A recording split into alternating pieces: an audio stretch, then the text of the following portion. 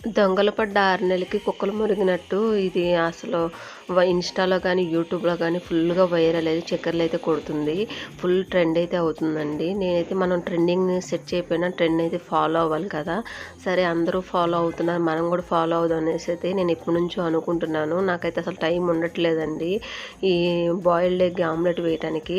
ఇంకా ఈరోజైతే నాకు ఎట్టకేలకు అయితే కుదిరింది. ఇంకా బాయిల్డ్ ఎగ్ ఆమ్లెట్ అయితే వేశాను. వేసేటప్పుడు ఫుల్ టెన్షన్ అనమాట.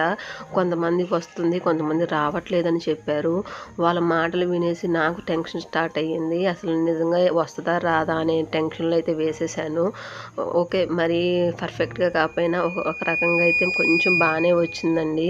ఇక్కడ చూసారు కదా! ఈ విధంగా అయితే మనం బాయిల్డ్ ఎగ్ ఆమ్లెట్ అయితే వచ్చింది. టేస్ట్ అయితే నార్మల్ మన ఆమ్లెట్ ఎలా ఉంటుందో అలానే ఉంటుందండి. మరీ సూపర్ అనైతే చెప్పను. ఎగ్ పఫ్ లాగా ఉంది అంటున్నారు కానీ అదేం లేదండి. నార్మల్‌గా మన ఆమ్లెట్ లాగే ఉంది. Please like